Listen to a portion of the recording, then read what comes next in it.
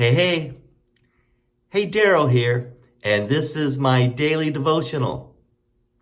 In Judges chapter 5, we see where the prophetess judge Deborah and the commander of Israel's army, Barak, had victory over their enemy, and the scripture says they had peace for 40 years.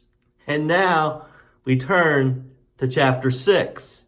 And once more, we see this reoccurring theme where it says, again, the Israelites did evil in the eyes of the Lord, and for 7 years he gave them into the hands of the Midianites. They were so oppressed by the Midianites that it says that the Israelites had to prepare shelters for themselves in mountain clefts, caves, and strongholds. And whenever the Israelites planted their crops, the Midianites, Amalekites, and other eastern people invaded the country and ruined the crops. So the people are now again crying out, we need another deliverer.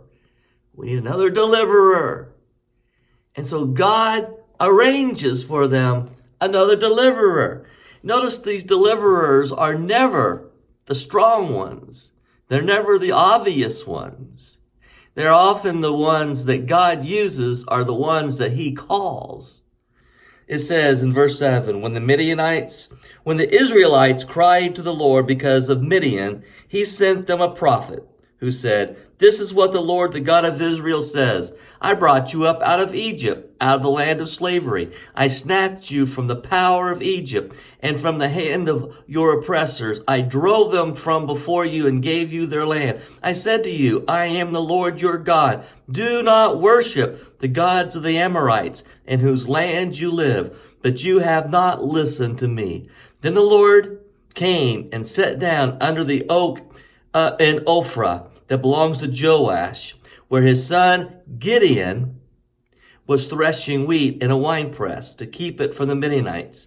When the angel of the Lord appeared to Gideon, he said, the Lord is with you, mighty warrior. Now, imagine with me, here we see Gideon, who would, in a moment you'll see, call himself a weak person in the weakest tribe, the weakest clan. Why call me? And so it's as he did when he called me into the ministry. And I can remember those days questioning, Lord, why me?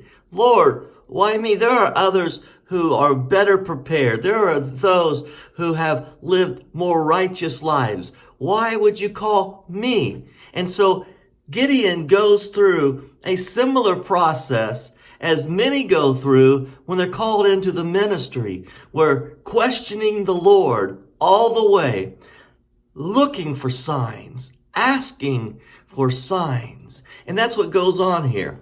You see, after Gideon realizes he's speaking to the angel of the Lord, he says, I'll be back. And he goes and he prepares a sacrifice. He gets some meat, he makes some unleavened bread, and he brings it back to the Lord. So, verse 19, Gideon went in, prepared a young goat, and from an ephah of flour he made bread without yeast, and he put the meat in a basket and its broth in a pot, and he put them out and offered them to him under the oak. Then the angel of God said to him, take the meat and the unleavened bread, place them on this rock, and pour out the broth. And Gideon did it.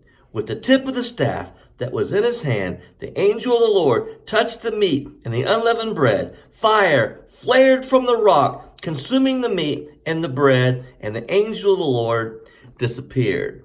When Gideon realized that it was the Lord, he exclaimed, Ah, sovereign Lord, I have seen the angel of the Lord face to face. He's starting to get the idea. Maybe I am being called to the Lord. Well, there are some other events that take place, but now, again, he's wanting more proof that you're really calling me to be the one to lead Israel out of the oppression of the Midianites. And so he says, I'll tell you what, I'm going to take this sheepskin, I'm going to lay it down, and in the morning, if the fleece is wet and the ground is dry from the dew, I'll know it's you.